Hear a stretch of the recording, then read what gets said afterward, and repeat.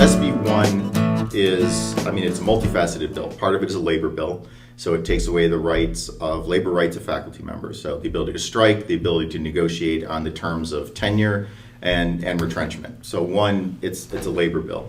The next part is really an anti-DEI bill. So Right. it's diversity, equity, and inclusion. It removes the ability for universities to give scholarships for women, minorities, religious minorities, ethnic minorities. That's all part of this bill. It eliminates any programs associated with DEI. So if you're doing training for LGBTQ, for sensitivity training for even veterans who are not a protected class would technically fall under this prohibition. Any kind of centers, groups are also at risk under this anti-DEI bill. So you've got a whole range of organizations or university-sponsored training that's no longer allowed under the bill. Then there are provisions about what we can do or say in the classroom, about presenting a balanced Right. view, supposedly, that we're not doing. That's the claim. So there's certain topics that you have to leave up to the student to decide on. So marriage, elections, what are the ones? Abortion, Absolutely. climate change. Yeah. And then there's a mandatory civics class. So another element of this bill is that this is for the first time ever, the state has come in and said, here's a class that all students must take, but we're actually going to tell you the content of that Right. course. So, that is something that we've never seen, the sort of intrusion into the higher ed classroom, not just in the overall running of the university. The impact this is going to have on our ability to attract and retain faculty in Ohio, the diversity, equity, and inclusion aspects that are helping support students to be successful in Ohio. The movement, one of the things I didn't mention was the 3-year degrees, that there's a mandate in here that all universities look at moving programs into 3 years, going from 4-year to 3-year, which in my opinion is going to lower both the quality and the prestige of the university degrees in Ohio. Delegitimize them. Yes, exactly. And I think that's going to be a problem. So how will law schools, medical schools, graduate schools, Exactly. how will employers look at students who come out with a 3-year degree over the 4-year? And I think that's going to have an economic impact. So right now, universities in Ohio contribute about $69 billion to the economy.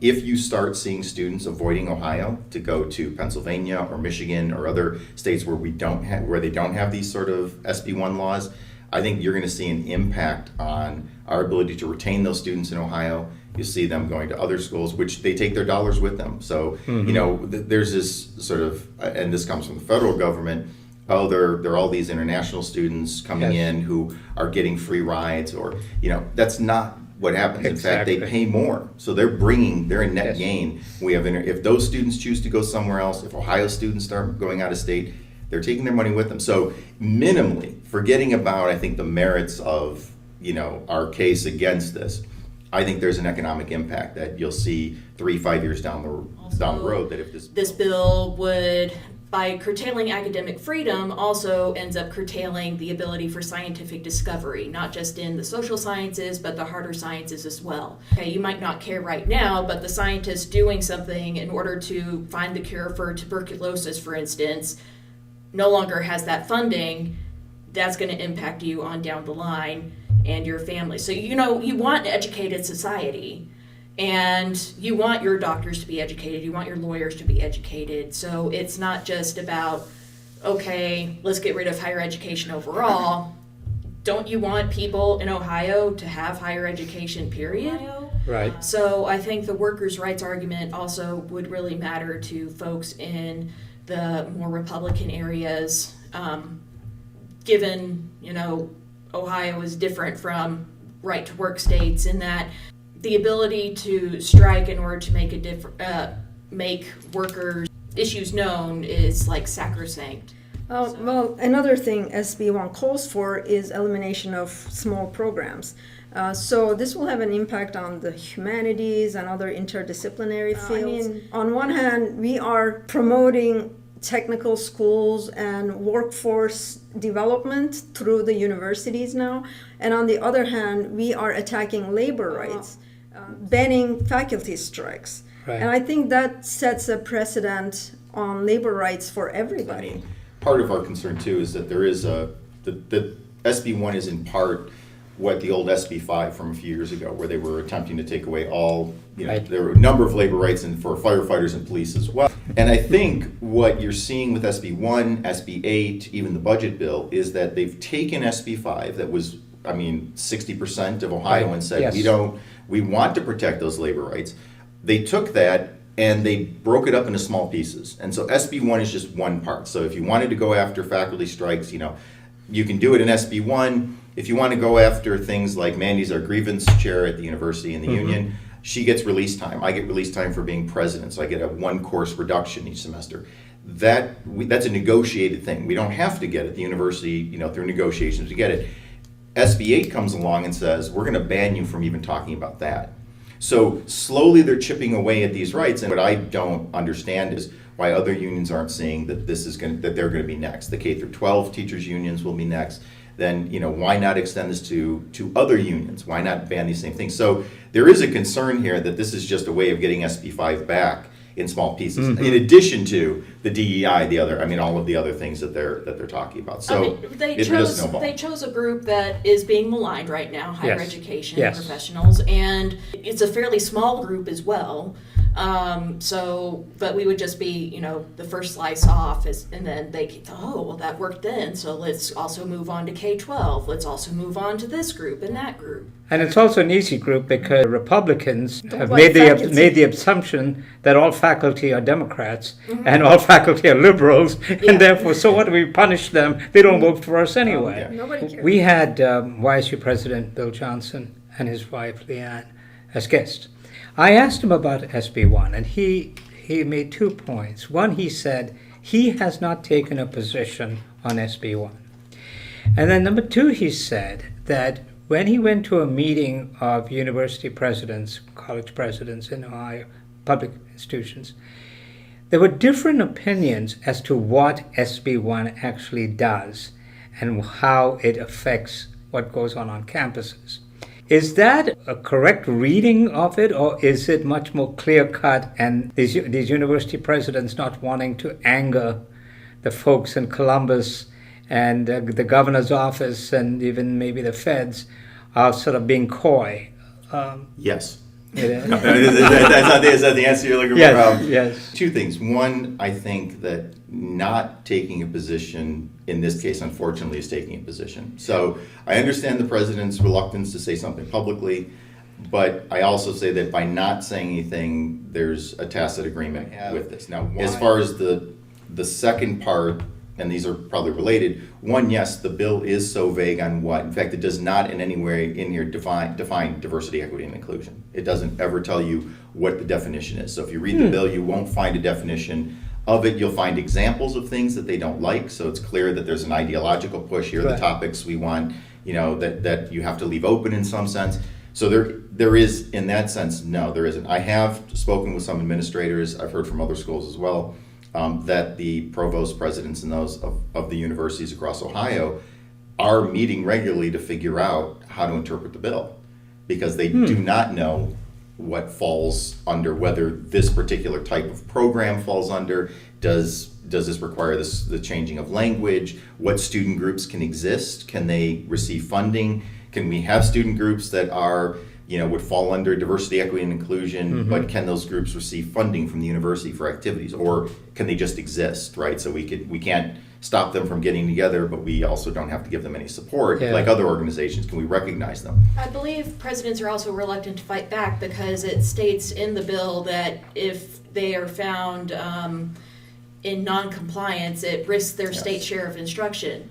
So even if they could fight back and say, like, no, we demand on keeping our women's center on Yes. campus, not that YSU has one, they would lose their state share of instruction. I mean, it's a very So- mafia type approach to, you're like, no, you can do whatever you want. Yes, yes. But you might But- not have your funding, right? I mean, Exactly. And so I do think, to your point at the beginning, I do think, and this is across Ohio, if you look at the number of presidents who've come out, I think Kent State University President Dyken, I believe it's pronounced his name, I might be getting that wrong. He was one of the few presidents who came out and said this is going to cost Kent State $1.5 to $2 million to comply with this bill. And at a time when Kent State's facing budget shortfalls and you're having their difficulties. So he's been the only one, and looking at Ohio State and the very big schools, Cincinnati, the fact that those presidents haven't said anything, the fact that those boards haven't said anything suggests, and this is just speculation on my part, but suggests that there's definitely pressure coming from Columbus. Don't speak up against this. Don't speak against the bill. Don't come out publicly against this because your funding is in jeopardy. And Senator Serino's been pretty blunt about this in his speech to the City Club, that schools that don't comply, they're gonna face. He's from the budget office. We're gonna make sure that things happen, and so, or from the budget committee, I should say. So, is this going on in the background? I can only speculate, but I suspect that many of these schools are afraid that if they push back on any one issue, they'll be seen to be in non-compliance, and then we'll somehow lose funding. And then, of course, the presidents all watched the signing ceremony when Republican Mike DeWine signed the bill Jim into Tressel's law, there and too. Jim Tressel standing there, a former president of YSU, a former vice president of student success at the University of Akron. A champion of diversity, absolutely. equity, and inclusion. And then I was telling Mark before it began here that when I did the exit interview with him after he stepped down as president, he was he sang the praises of diversity, equity, inclusion. He talked about the programs that he initiated and he supported because of how important that was. And yet here he is, somebody who knows what goes on college campuses and didn't say a word. Now, the cynic in me says, yes, he's preparing to run for governor and therefore doesn't want to anger the Donald Trump Republican base in Ohio. But even so, at some point, you have to stand up to your beliefs. So what prompted the YSUOEA to take the lead on this? It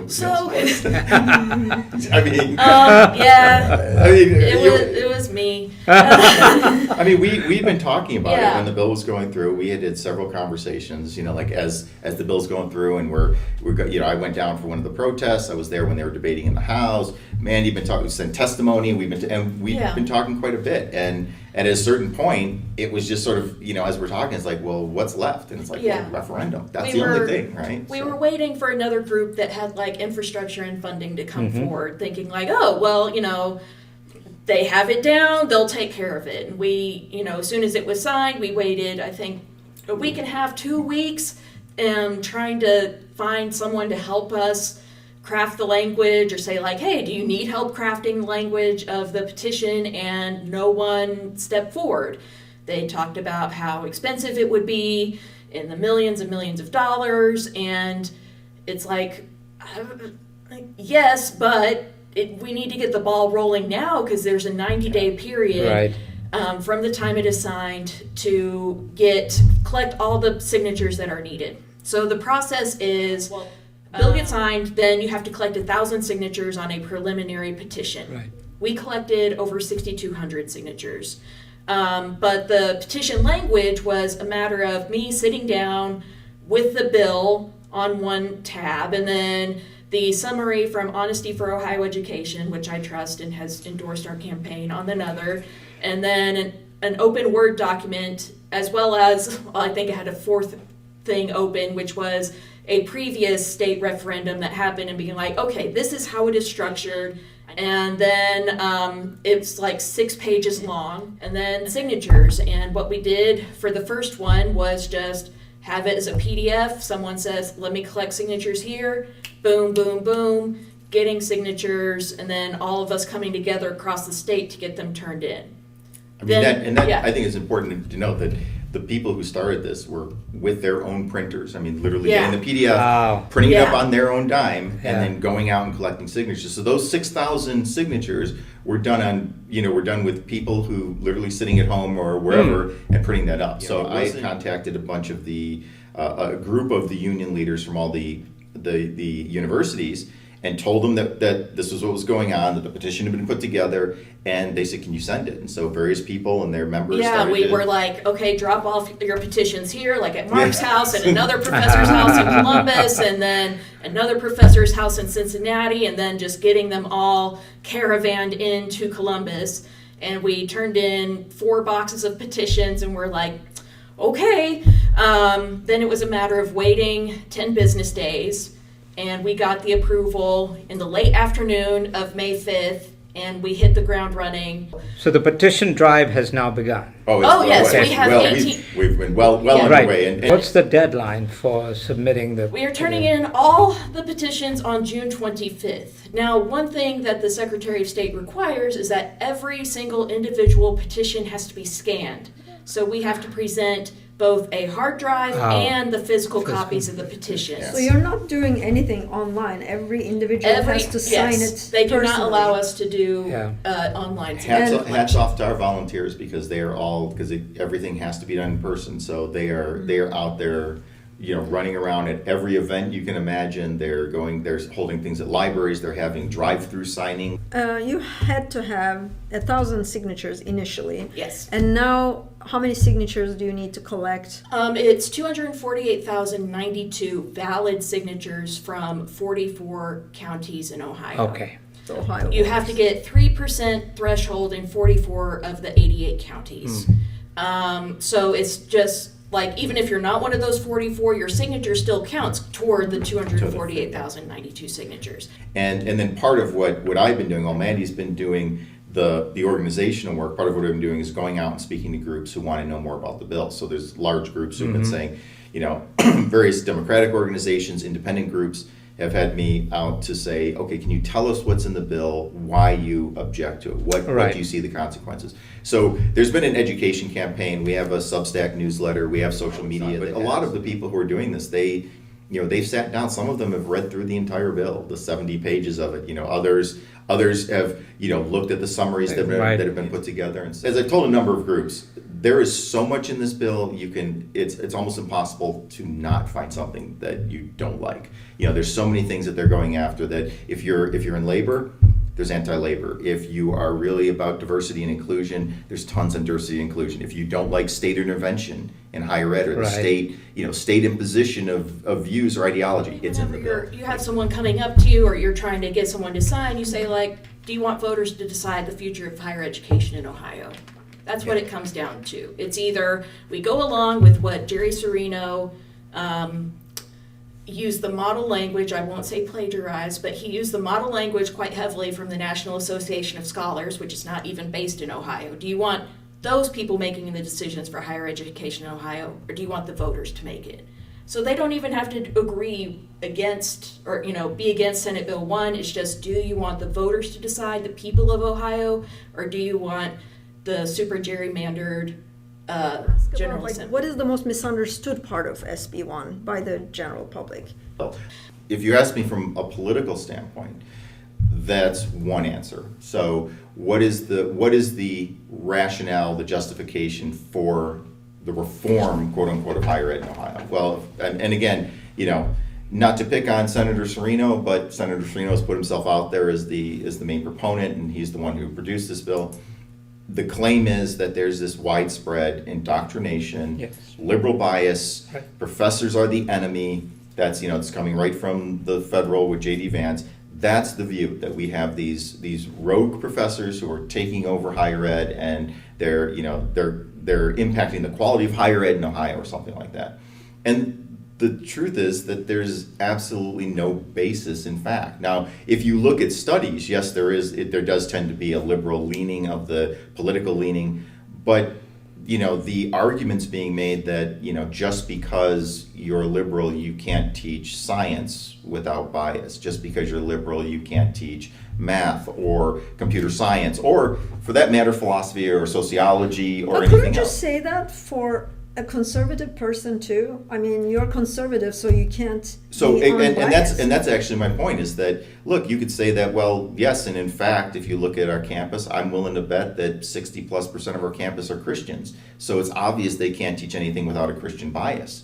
And clearly we don't see it. So the argument is very bad. So for all the talk about universities should be teaching critical thinking and thought, what I'm seeing is, the last thing I saw was that Senator Serino was claiming that all of the people who've come to the protests, all the students, are getting extra credit.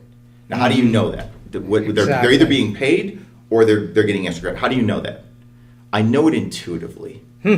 Okay, that wouldn't stand up in my philosophy course. It wouldn't stand up in her sociology course, I'm sure. It wouldn't. So if that's the reasoning, what we're seeing is that there's a lot politically, they're trying to create a narrative of this is what's going on at the university. So that's one thing I think is happening.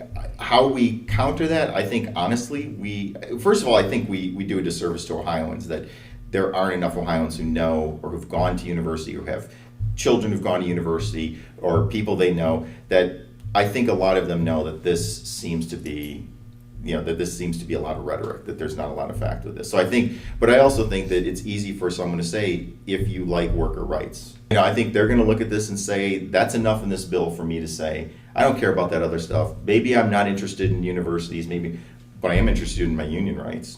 I might not care. I might not really be in favor of diversity, equity, and inclusion or whatever those programs are, but I don't want to lose students to other states, and I don't want international students to go because that's a moneymaker for me. Those are the buildings I'm putting up, the dorms I'm maintaining. I think my daughter has a right to get a scholarship for yeah. But yeah, I mean, that's the other one. I mean, I think when you start to look at the minority scholarships, but also the women's scholarship, women in STEM, suddenly you've got a daughter. My daughter did robotics when she was in high school. I don't think you'd want to go, regardless of what my political convictions might be. I mean, wait a minute, you're taking away a scholarship to my daughter? And I want my, as a veteran, I'm not a veteran, but like as a veteran, I would want my professors to have received warrior training, which is a special training that we can opt into as professors to know, like, oh, these are the sorts of obstacles that active duty and veterans face in the classroom, and this is how you can be mindful of it. Those sorts of programs are diversity, equity, and inclusion. Legislators who are, pro SB1 would also be pro, aside from the civics class, getting rid of any other sort of, you have the civics class, and then you have your trainings, and that's all you need. Right. And it's like, no, there's value to music and art and humanities and being able to write well and not just relying on AI. Those are important aspects to be well-rounded and not just be essentially a cog in the machine. And you want people to think outside the box. So even if you have a strong, MIT doesn't get rid of their philosophy program or their sociology or their anthropology because the computer science student that has philosophy is going to be a better computer scientist. That being able to think outside your discipline, look at things from different perspectives. Don't we want people who are working in public health, nurses and so forth, to have understanding of groups and sociology, right? When you talk about the devaluing of it or the lowering of the quality of education, those same companies that are coming in, they want those well-rounded thinkers, right? They want those out-of-the-box thinkers. They want those problem solvers. And you don't get that when you start to treat higher ed in the way that SB1 does and that the state does. Here's another irony, is that every board of trustees, all the boards of trustees in Ohio have been appointed by Republican governors. Yes. At this point. There's no board member at any university. Every president has either been hired by or had their contract renewed by these boards.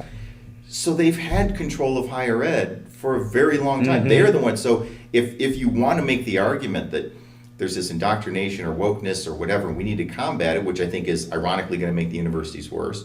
But they were the ones who are in charge of how the universities are run. And it strikes me as odd that you suddenly say, we have no control over the university but we have complete control over the university system. They control the budget, they control the boards right now, they control the presidents that are put in those positions, and yet somehow there's this rampant indoctrination. It's all that free thinking. It's all that free thinking, and which is the very thing you just mentioned. It's like, but isn't that exactly what we want? Is the free? So I don't understand, and that's why I have a hard time sort of processing what's going on sometimes, because I'm like, I don't understand what this is unless it's an ideological push of some sort that it's a control or something, but it doesn't help higher ed. It's gonna make it worse. And your point about the Board of Trustees all being appointed by Republican governors was played out at YSU with the appointment of Bill Johnson, a non-academic,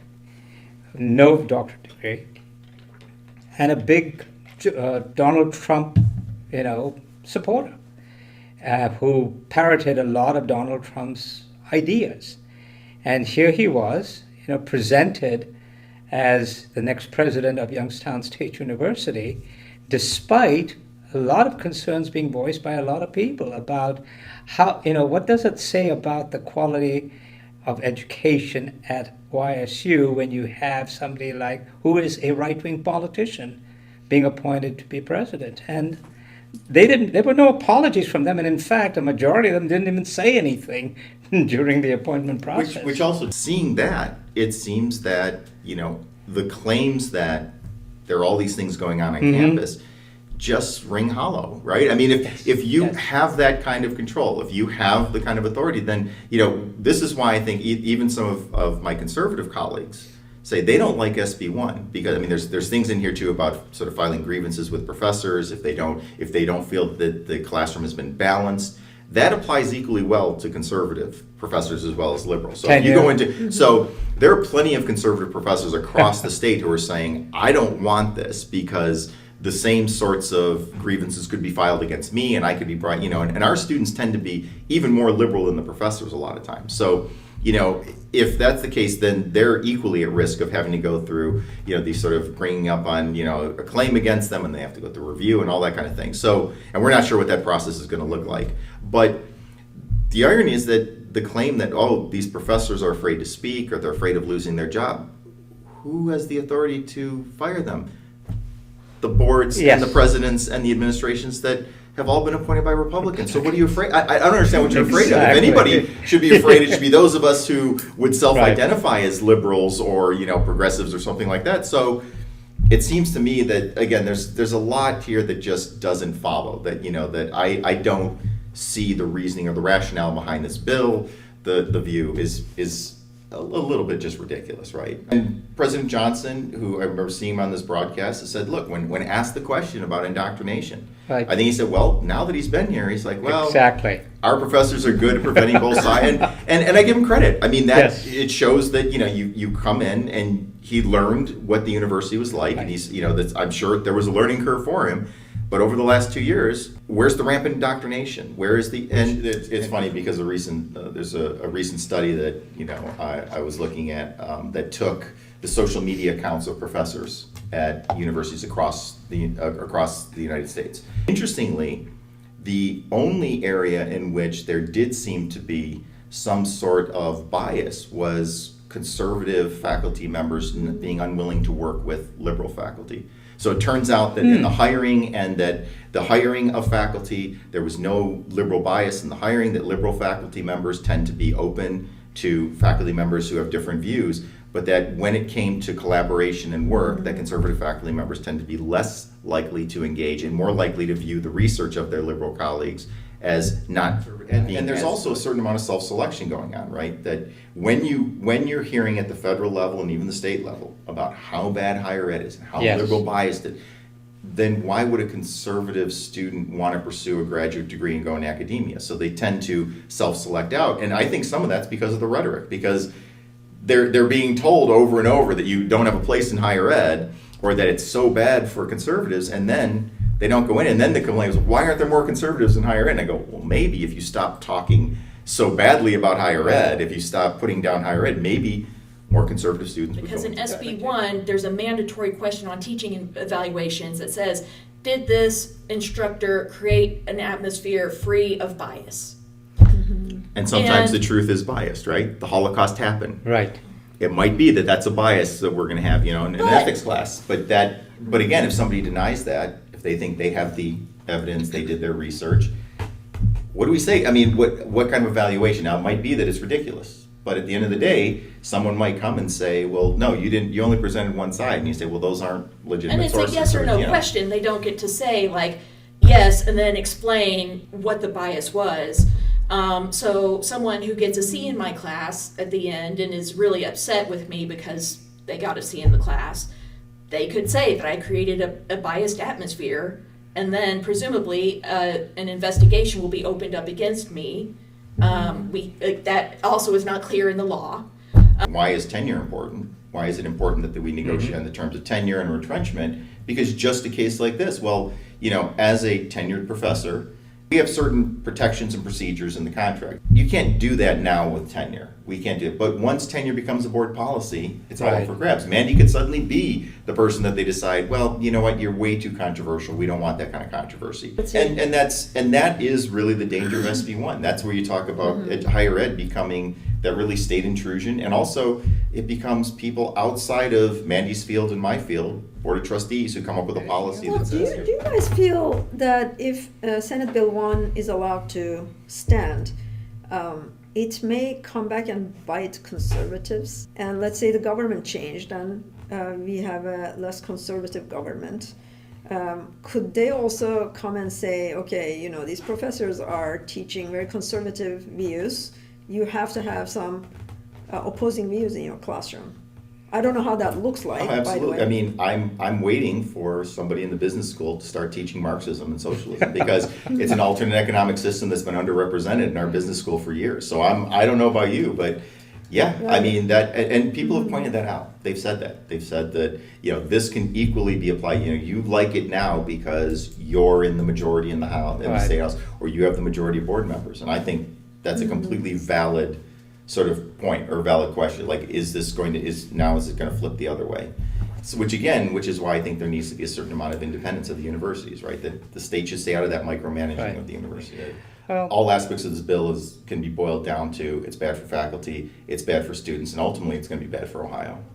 And how can the community help with your petition campaign? What can we do? The best thing to do would be to go to our website, ohsb1petition.com, and there you see a link for where to sign the petition. That's at the top of the page. There's also a link to volunteer if you want to get involved that way. We have a t-shirt now. If you would like to donate, that is, very helpful as well. So right now what we need are signatures, as well as volunteers willing to get out there and help collect signatures. You have to sign the paper petition. Yeah. Yes, you to do. sign Yes, the paper. there is. Just to be clear to everyone, there is no online Right, signing of a signing a petition. petition. I know we're all used Right. to online, but yeah, you have to Yes. do that in person. You have to sign the paper petition. You Right. have to be a registered voter. Registered voter. In Ohio. Yeah. So, a registered voter in Ohio. Yes. Where Still can people legitimacy. go to find out where to sign? ohsb1petition.com. Okay, so it lists all the. There's a link there for There's you a to link check. that has what's called an air table. It's sort of like an Excel sheet that updates daily with all the locations on it. What's the deadline that you're working towards We are for turning submitting? in all the signatures on June 25th, but we will probably stop signature collection itself on June 22nd. Like, if there's still collecting going on, it would have to be few and far between because we got to get them scanned in and then down to Columbus and then, Boxed and shipped over and get a U-Haul, all Yeah, that sort of that's stuff. So, yeah, a lot of work ahead still. Well, best of luck. Absolutely. Yeah, thank you so much. Yeah. Oh, thanks for having me.